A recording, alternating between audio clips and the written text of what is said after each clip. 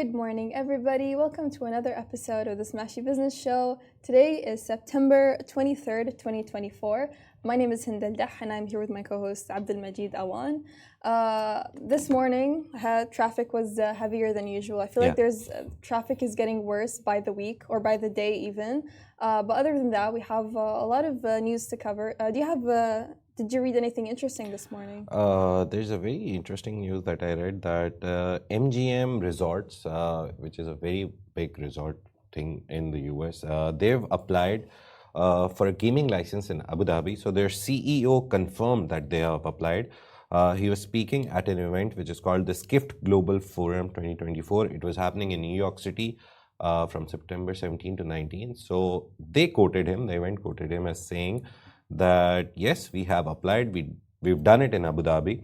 And Bill Hornbuckle, the CEO, he also said that the way it will work is the federal government in Abu Dhabi will approve it. We've applied for it and hopefully we'll win the license there. And he also expressed optimism that I hope and believe this year we'll understand more about Abu Dhabi and the federal mandate and go from there. So it's one of the biggest news coming out in terms of gaming. We've already seen that Wiln Al Marjan Island in Ras Al Khaimah is already developing the very first UAE gaming casino. So yeah, let's see how this develops and if they get the license or not. Yeah, let's move on to our main stories of the day. Israel shuts down Al Jazeera office in Ramallah. M&A activity dips by 10.4% in MEA region in the first 8 months. Saudi tourism surges with 73% increase in visitors, and Iranian Immigrant joins elite billionaire club after Biotech stock boom. So the main headline that happened this weekend, I think most people have seen that the Israeli forces have shut down the Al Jazeera office in Ramallah in occupied Palestine. And they're shutting it down for 45 days. And they have also not only shut down the office, but also destroyed a former journalist, Shireen Abu Akleh's memorial. So she's been killed in 2022, I believe. The coverage of this whole genocide. During the coverage, she got shot. And of course, they had a memorial in Al Jazeera office, which was also destroyed yesterday. And this move, obviously, by the Israeli forces raises concern about press freedom in occupied Palestine, because a lot of people are saying, well, from the Israeli side, they're like, oh, we're shutting it down because of to preserve national security. But then from the other side, it's like, well, you're really shutting down one of the only independent news stations that actually cover what's been going on in Palestine. So it raises a lot of concerns amongst people. It's not just Al Jazeera, it's a part of the broader pattern of restrictions that Israel is putting in the occupied Palestine area. So it's a power move from them. They think that they can do it, but the good thing was that a lot of people came in support. And they said that independent journalism, and that's like the key to freedom of speech across the globe, that you need to have independent journalism. And closing them down for 45 days on the basis of national security, again, the same thing, that it's a power move. They think they can do it, and that is why they did it. They also seized their equipment and documents inside the office. So it shows that they're scared of something that Al Jazeera is doing. Maybe they're scared of the coverage that they're giving, and the whole world is knowing the reality of what is happening inside that conflict region, and how the genocide is being carried out, and how everyday people are dying. And this isn't the first time they closed down an office in Palestine. They also closed the Jerusalem office earlier this year. And so they argue that they're reporting, Al Jazeera is reporting, threatens state security.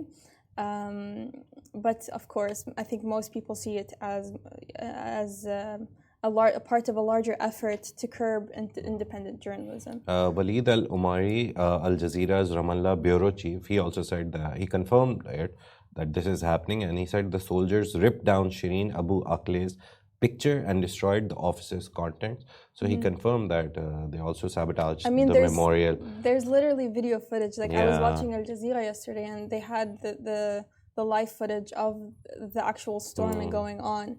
and you see the soldiers or the forces with masks covering their faces and like filming what's going on. So it's Yeah, a it bit, was live actually. So yeah. they showed everything, whatever Yeah. they did. So let's hope that this whole conflict ends soon. That's the only thing that we can hope for. Let's hope And it's wrong to be honest, as a media person, we also work in a digital media house, Augustus Media. We also do journalism. We try to get the facts straight. We try to always see all the sides of the story. And it's very important in journalism to know the perspective from both sides, Yes. both parties or both nations or whatever is there. You have to see or at least take comment from both sides. So they're doing that. They're presenting the real picture, and let's see. Hopefully, something. Let's see if other news outlets will condemn this action by the IDF. Western media usually they angle it differently. We've They seen do. throughout the coverage of the genocide. This is now not even theory; it's stated fact. Everyone says that the language even that is used for the coverage of the Gaza genocide is so biased. So hopefully, the only thing that I can say is the conflict, the genocide being carried out by Israel ends as soon as possible in the region, and independent journalism basically, the good journalism, the people stories that are coming out of the region, they should go out more, and curbing the media is wrong. Very straightforward, very clearly, it's wrong. Yeah. So let's move on to the second story, which is more businessy. So MEA, mergers and acquisitions activity, dips by 10.4% in the Middle East and Africa regions in the first 8 months of this year. Now, it's been dipping throughout all regions as compared to last year. And so it fell by 10.4% here in this region and in Africa. And this shows how challenging it's been for like the broader global economic landscape, and it aligns with other regions, the declines in other regions. So North America experienced an 18.9% year-on-year drop. Europe fell by 16.2%. Asia Pacific down by 8.1%. I think that's the best one out there. Yeah. And then South and Central America saw the biggest decline with 27.3% decrease in mergers and acquisitions. But globally, the deal activity dropped 15% year on year, amounting to 32,050 deals, and with mergers and acquisitions volumes declining by 9.5%. And venture financing and private equity transactions also suffered, recording 23.9% and 13.4% year-on-year declines, respectively. Now, it's interesting because I think over the past few weeks, we've been talking about how certain companies in this region have been merging or like been involved in M&A activity, but we see that it's really not doing the best. That great, yeah. Globally, the numbers are falling down because of the whole global impact. There's a lot of conflicts and wars going on. Then the US election is there, so that defines how the world will move forward, because US policy, US Fed cut rates that we do the story on every day, they just dropped the interest rate by 0.5, and the whole world's markets went up. So there's a lot of things going on which affect it. But the good part about this is that the savvy investors, the investors who love to take risks, their eyes have like shown up, and they're like, okay, so whatever we could get for 10 million or 1 billion, now we could get it for a cheaper price, because again, activity slowdown means that the prices of mergers and acquisitions, they also fall down. So it's a great opportunity for those risk takers. So they can always go into the market, buy if they see a potential in some product or in some service that they think is going to go big in the future, in the next 1 or 2 years, they can always buy it for cheaper. So it's low investment, but high risk at this point. So they can buy it for 5 million and maybe make more out of it. So it's a very interesting thing that will happen. We'll keep you updated on obviously how things pan out. But the good thing is UAE was the second lowest lot. It wasn't the Middle East and Africa region was the second less affected region. Asia Pacific saw like 8.9 or 9% dip. MEA, Middle East and Africa region saw 10. but globally it's very bad right now as compared to last year. So it's good. It's good for the Middle East and Africa region that they didn't do that bad. So in comparison, they did good. Yeah. Let's move on to more exciting news or more happy news. So Saudi's tourism surges with a 73% increase in visitors and a 207% in revenue boost.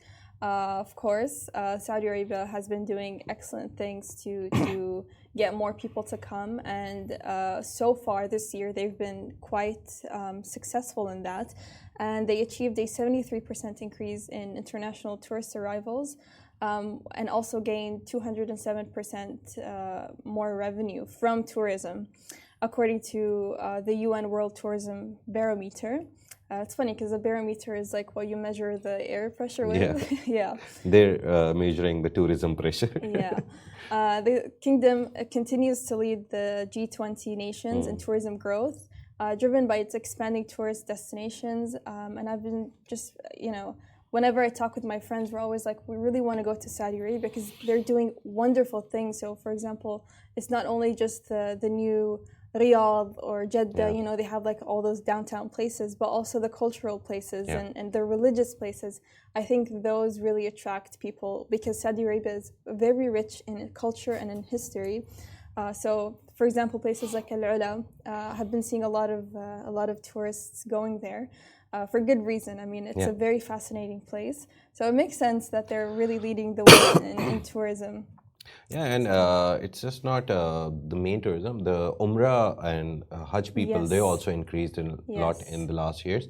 So it's because of the facilities and the infrastructure that they keep developing and expanding. So they can now accommodate more and more people for that reason. Yeah, they're always trying to build more hotels for all the Hajj travelers and the Umrah travelers. You go to Saudi Arabia in Makkah near the Haram, and you will see still there are like 4 or 5 hotels being built. So they're trying to accommodate more people. They're trying to bring in more people. So that is one part. And again, Hind said cultural tourism in Saudi Arabia is booming. I went to Al Balad. It's like in Jeddah, and the place is like phenomenal. You enter that place. They preserved the whole area as it is. So you enter and you're like, oh, okay, 500-year-old building of some trader who is a big name now. So you see embassies in like buildings in small areas.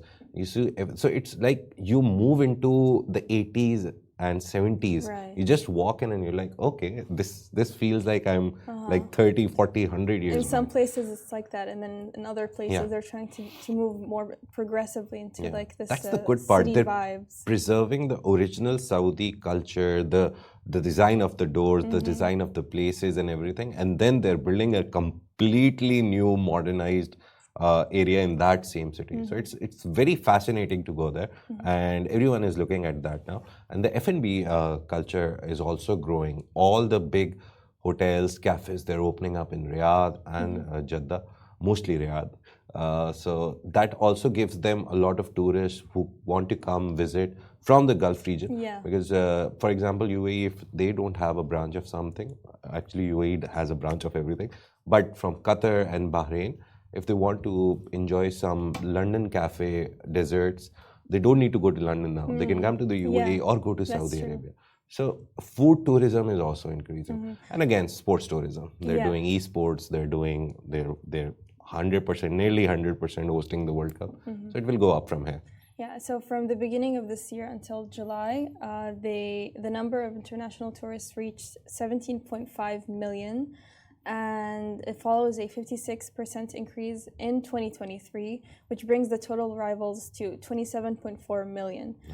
Also, Saudi Arabia recorded a travel account surplus of 48 billion riyals in 2023, with tourists spending over 141 billion Saudi riyals on everything you need when you travel, so accommodation, shopping, and transportation.